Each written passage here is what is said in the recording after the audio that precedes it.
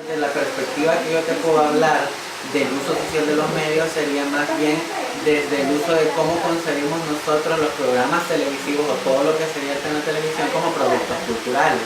Entonces, desde el momento que nosotros nos amparamos a la base de los estudios culturales y tomamos estos programas, por decirlo así, como productos culturales, podemos ubicarlos en lo que se conoce como el circuito de la cultura. En el circuito de la cultura nosotros tenemos cinco planos, ¿verdad? El plano del consumo, el plano de las identidades, de las representaciones sociales, de la producción y reproducción de discursos y de las regulaciones y resistencias.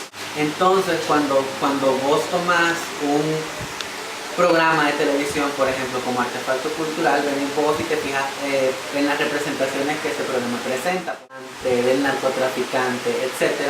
Entonces venís vos y después lo pasas a identidades. Entonces venís y decís, bueno, ¿qué identidades me representan en base a las representaciones, valga la redundancia, que me están enseñando? Y así es como la gente, por ejemplo, imita, empieza a producir y reproducir los discursos o las narrativas que se vierten en los programas. Y así es como, por ejemplo, la gente cuando adopta una práctica o adopta un artefacto como propio, ya sea podés imitar los atributos identificadores o justificar tu narrativa biográfica, por ejemplo, o también lo que podés hacer es sentir o identificarte con la pertenencia a un colectivo, que eso sería básicamente los tres conceptos en los que gira la identidad. Entonces, por ejemplo, si en Modern Family te presentan a una familia latina en Estados Unidos, ¿qué haces vos? Vos empezás a adoptar ese tipo de rasgos, que por ejemplo, si hablamos de culturas juveniles, los jóvenes adoptan principalmente rasgos de la cultura gringa, de los programas gringos y de los programas caribeños, más que los suramericanos o los mexicanos, ¿verdad?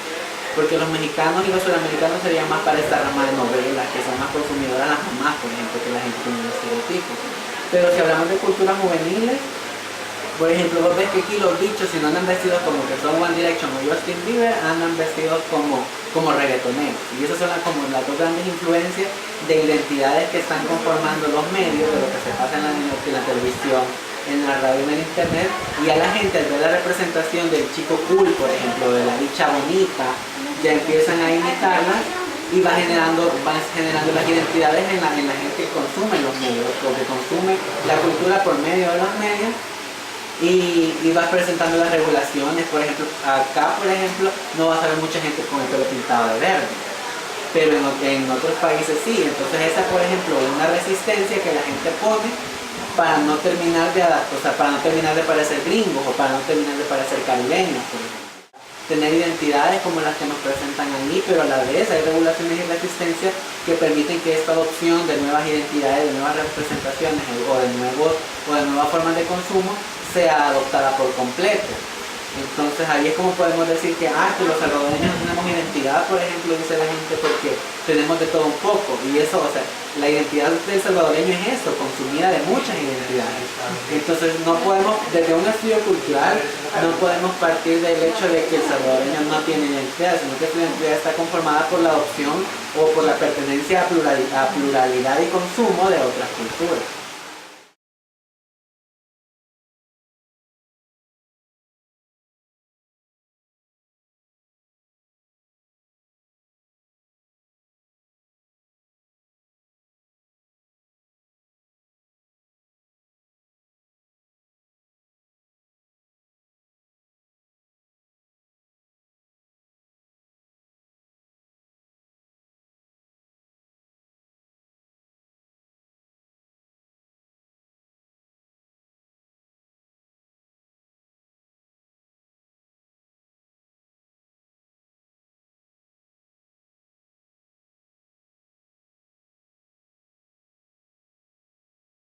Que la gente le da a los medios es un uso de interacción con contenidos que le pueden interesar, pero ¿cómo descubre qué es lo que le interesa? Bueno, la gente se va formando en determinados gustos a medida que va creciendo, por influencia de sus papás, sus tíos, sus hermanos, su época juvenil, etcétera, van apareciendo productos culturales que le van interesando.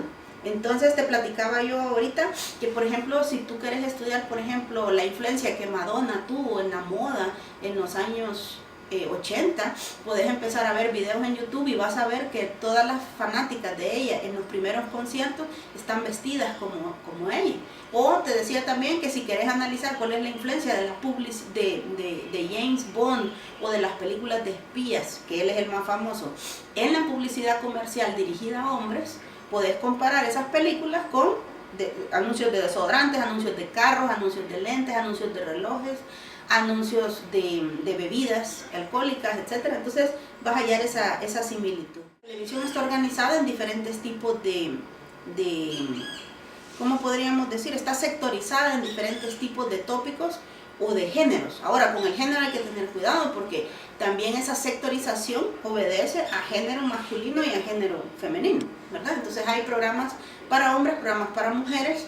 Los programas de las mujeres, por ejemplo, están más orientados a la moda, a la cocina, a la limpieza, al cuidado de los hijos, a la salud. Y los programas de los hombres están más orientados a temáticas con el deporte, con el cuidado de sus herramientas, con todo lo que tiene que ver con el cuidado de la salud masculina, etcétera, ¿verdad? Hay canales para niños, canales para películas del recuerdo, hay canales de telenovelas, entonces hay toda esta sectorización. Entonces, otra cosa que tú puedes estudiar sobre cómo la televisión la televisión se va adecuando a esos géneros, es preguntarle a la gente qué tipo de programa ve, y esa es una clasificación entre edades y el tipo de consumo mediático que tiene a partir de la televisión. Entonces, esa división en géneros obedece a encontrar audiencias que van a consumir definitivamente tu producto, entonces tú puedes hacer también una inspección en el cable, qué tipo de programas hay y qué tipo de canales son y cómo están configurados y qué ofrecen a una determinada audiencia. Adolescentes, ¿verdad? ¿Qué tipo de franja en la televisión consumen? ¿Qué tipo de películas ven más? ¿Verdad? Y podrías establecer un poco a partir de lo que te digan y preguntándoles también, ¿les gusta ver telenovelas? ¿Porque les gusta oír determinada música? ¿Porque ven determinado tipo de películas? ¿Verdad? Puedes hacer ese tipo de preguntas y así lograrías establecer un poco cuál es la relación entre lo que ellos consumen y el tipo de cultura que eso va generando en ellos o qué tipo de preferencias va generando en ellos. Lo que tú necesitas para hablar de cultura es una definición de cultura que a vos te va a servir para tu análisis. Entonces, Stuart Hall habla de una definición de cultura muy apropiada para este tipo de estudios y que tiene que ver, dice él, con el lenguaje, tiene que ver con las ideas que genera la gente, con los temas que discute la gente y cómo va reproduciéndose estos temas y cómo se van discutiendo. Entonces, en la telenovela, por ejemplo, tú puedes ver perfectamente qué tipo de temas se están reproduciendo más. Sobre todo si ves telenovelas de Televisa. Ya si ves telenovelas colombianas o ves telenovelas brasileñas, van a ver que hay otros tipos de temáticas. Entonces, la televisión también, la gente dice que marca horarios en las personas. No es que marque horarios en las personas, marca preferencias. Y esa preferencia va a dictaminar también el horario que la gente hace. Aunque no creas que tener el televisor encendido y otra de verdad estar consumiendo un producto. Entonces, el tema de la atención y de las preferencias, sí tendrías que orientarlo a personas que de verdad te van a dar información sobre qué es lo que consumen y qué es lo que ven. Y cómo luego entienden o discuten esto. Por ejemplo, está el tema de la publicidad. Y eso es bien importante para estudiar la cultura. Mucha gente dice, no, esa publicidad la deberían de prohibir porque es una publicidad mala, es una publicidad violenta, es una publicidad... En lugar de prohibir las publicidades o los programas, lo que se debe hacer es hablar de esos temas en familia, para que la gente, a medida que va creciendo, pueda entender que a veces son fantasías que se recrean. Es decir, la gente, en lugar de estar preocupada por no ver algo, lo que debería estar preocupada es por entender cómo leer esas imágenes, por entender cómo discutir esas imágenes, para entender mejor cuál es su verdadero consumo cultural. Yo no podría estar gastando muchas horas discutiendo si una publicidad es violenta y si la deberían de prohibir, porque lo que debemos hacer es aprender a leer imágenes, dar indicaciones, discutir con la familia, hablar de lo que vemos. Ahorita en Argentina, por ejemplo, hay una campaña en la que dicen no hay que prohibir a los hijos ver televisión, sino que hay que orientarlos sobre lo que están viendo televisión. Si tú no hablas con tus hijos y no los dejas ver televisión, entonces no van a saber bien qué es lo que están consumiendo. Nunca van a tener ese criterio, entonces van a dejar influenciar por lo que ve otra gente. No van a generar un gusto propio, no van a saber qué es cultura.